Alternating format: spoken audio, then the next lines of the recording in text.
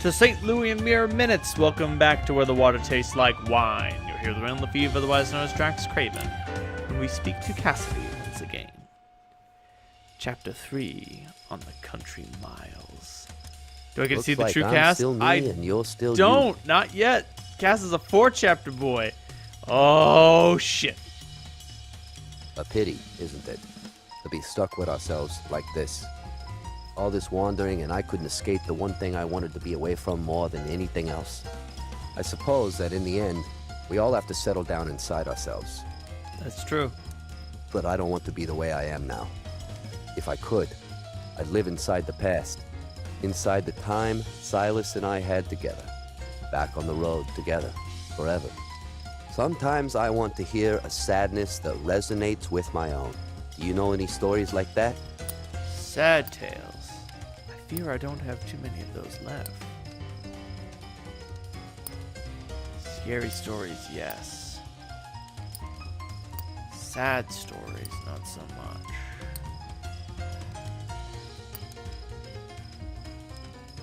The empty town where they found 100 smoothly faceless unknown corpses. That's a sad one. That ought to do the trick. The tragedy in that story, it's real. Have you ever tried writing poetry? The past, well, the things I hoped for back then never really came to be.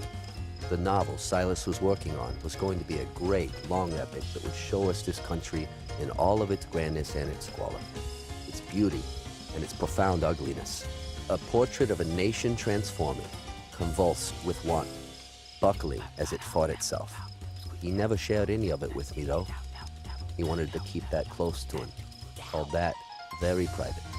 I need an optimistic story. Optimistic.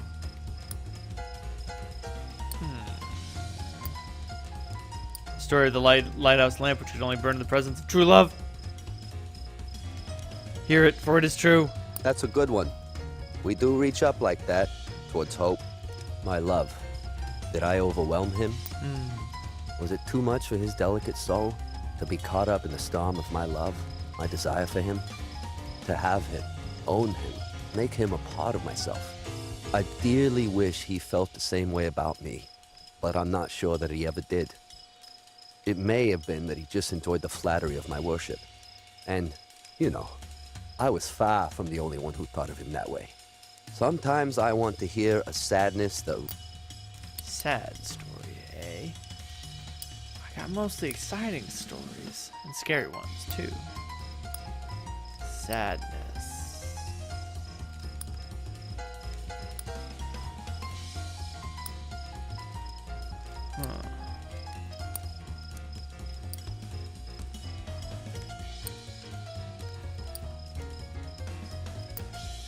Well, we can't get much sadder than Althea's blues. That one was like getting locked out in the cold with nothing but your sorrow. Silas could see I was trapped. I was a shy kid. Silas helped me realize there was something more than just being frightened of things, of people. Traveling with him unlocked a new world. I'd never felt so free before. The way I was slipping in and out of different situations, others' lives. In the normal, day-to-day, you think you're doing fine, but you're really imprisoned. To break free from that is a holy thing, a beatific thing. Sometimes I want to hear a sad... You and your sadness. All I've got is Franklin's travels. Damn. The tragedy in that story, it's real. Have you ever tried writing poetry? That was some trip. I was certainly sad when it was over. It's an odd thing to have such a memorable and storied time, and then, in retrospect, you wonder if it really happened. All of that, just gone. You could have dreamt it all. You don't have to let that bring you down, though. It's enough for something to exist in the past, and for that to have been good. It's melancholy as hell, sure, but what isn't in this life? Last town I stopped in, I didn't have cash for the bookstore. Do you have any stories like those paperback adventures? Oh, so he does occasionally ask for exciting tales. Considering I have so many left over, I don't mind sharing one. The trickster lures humans with imaginary stones. Exciting? Well, that's not the kind of thing I can write, but I like hearing it told. This country, I don't think it feels the same way to me now that it did when Silas and I first traveled together. After a while, you hear so many sad stories. The tales start to blend into each other. It's all part of the texture of the country, the grand story. But when you experience it all, one thing after another like that, their power wanes. People think it's sad but unremarkable. But that's why a writer like Silas is so important. He can take stories and place them inside the sacred space they deserve. It was a hell of a time, that trip I took with Silas.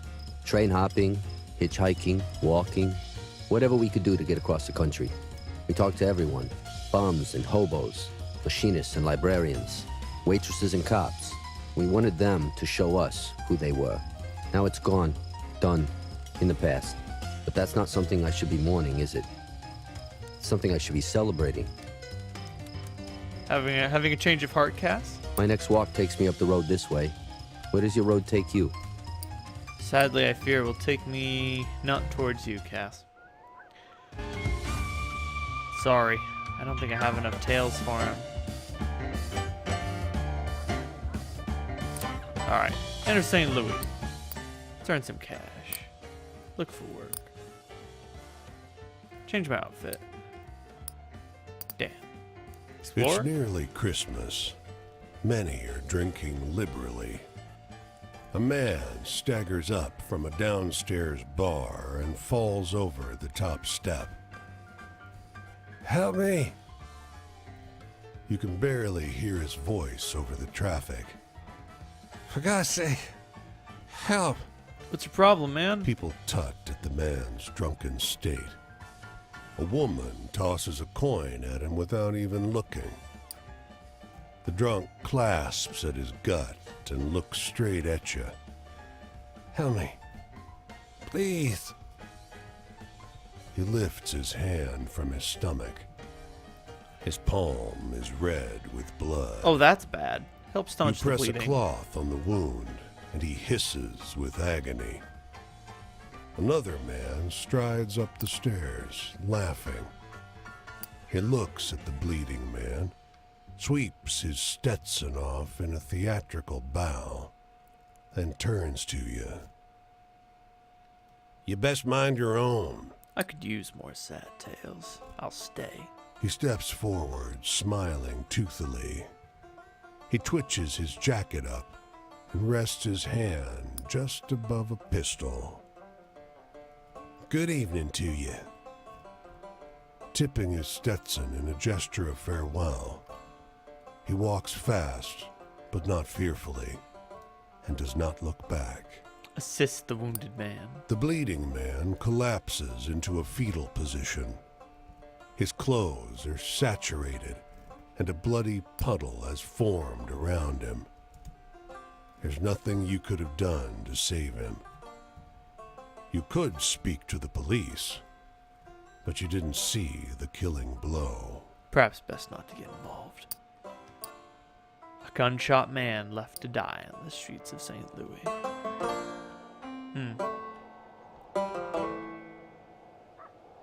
Tale heard too many times, I imagine. Alright. Who's left and where to go next? West, I think.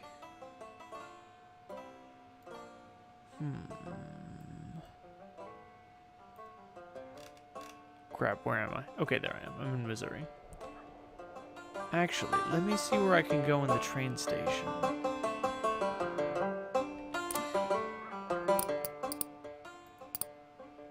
Cincinnati, Chicago, Memphis, Denver.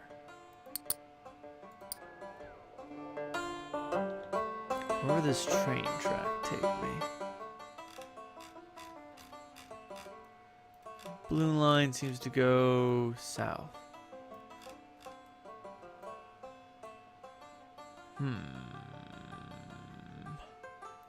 Well, maybe if I go west and get to the train station over there, it'll take me closer to the abuela.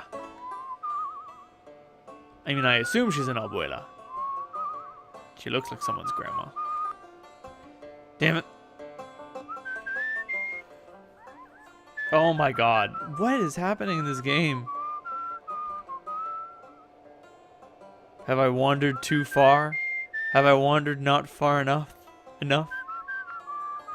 Have I displeased Tot, the Egyptian god of knowledge?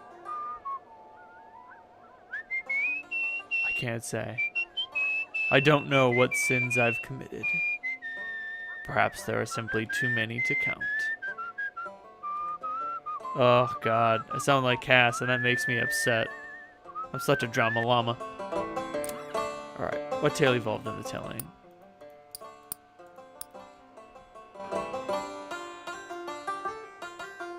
The magic stones which lured the Sky Woman's human church to... Oh god, that one got long. Right, what do we got here? This abandoned rail yard is full of broken old boxcars. So of course, people are taking shelter here. The looks they're giving you are a little less than friendly. You search around for an empty space to rest. A vacant boxcar, perhaps. There's a heap of rags and sticks in the back of this boxcar. You start digging around, looking for tinder, and the heap starts moving. Hands off, voice yelps. A long, knotty arm with nails like rusty screws darts out and shoves you away. What in the hell? You see big yellow eyes and a flash of snaggle teeth. This is my home, the creature informs you. Are you moving in? Well, you can't. I have the deed for the car. I do the chores around here. I have a lawyer. I'm respected in the community. The deed? The creature's muddy fist emerges with an official document. The actual deed for the property. There's even a clause describing the boxcar itself, rust and all. The creature's signature is a bloody smear. Impressive. The creature's arm is long enough to shove you all the way out of the door and deposit you outside. You don't come into a man's home and set his bed on fire, he shouts, and slams the door shut. The fuck? The strange creature who owns its own boxcar. Across the street from this bar, a man in full uniform stares fixedly at the horizon. The older guys on the porch are watching him with an expression you read as deep distaste. What's the matter? That boy wasn't in the war, one tells you. His older brother died in France. But Junior here tells people he fought, and he stands there in the middle of town once or twice a week in his brother's uniform, so we gotta see it. He spits in the dirt. Oh, poor guy probably can't accept it. The old man's face blooms suddenly and violently red. Fuck you! You want to see a poor guy? He lumbers across the street, and a hunting knife you didn't notice emerges from a sheath you didn't see. Junior! He shouts. You piece of shit! Get out of here! Oh, wait, no, this is not what I intended. Suddenly, the old man is flat on his ass. Junior sprints into the long grass. As far as you can tell, the old man is unhurt. He cries, "Look what he's done to me!" Rolls up the edge of his shirt. The only wound there is the dark triangle of an old bayonet scar, healed long ago. Move on? Oh boy, let's ride some rails. The Flying Crow to Oklahoma City. Yep, that's the train I want.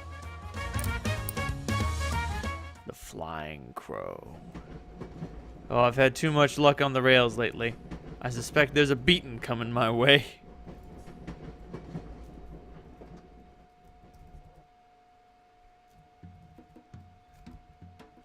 Oh, nice. Never mind, maybe I've gotten too good at this. Oh, right. Due west. This way. Oh, stories. Hello.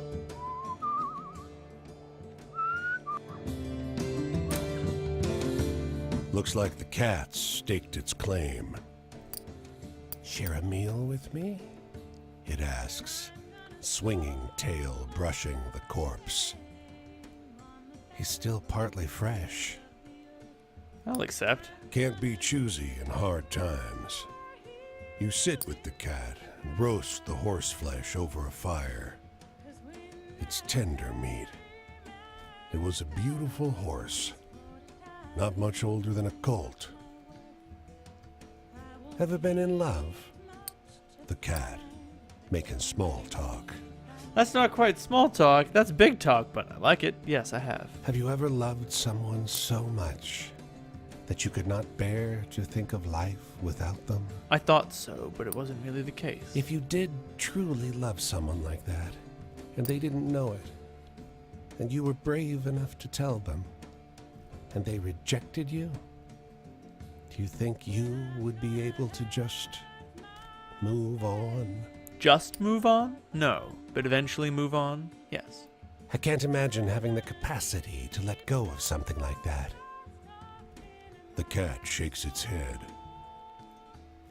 I wasn't able to, but he's inside me now. And you too. Ooh. Move on. The cat and the dead horse. Is that a sad tale or a scary one? I'm not certain.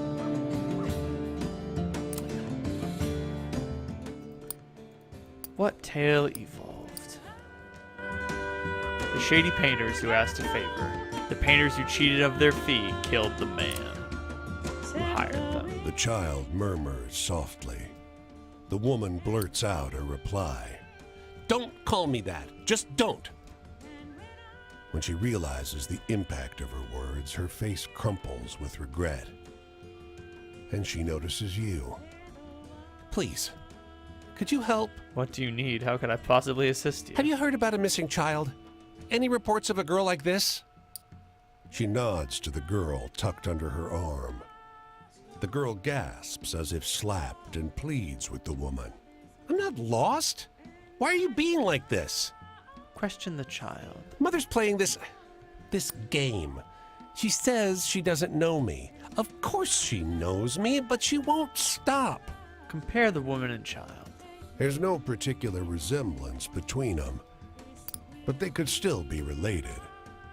The woman blurts, I've been ill, feverish, but I wouldn't forget my own child. She can't be mine. But what can I do with her? Leave her with the sheriff to implement some justice, or instruct her to keep her?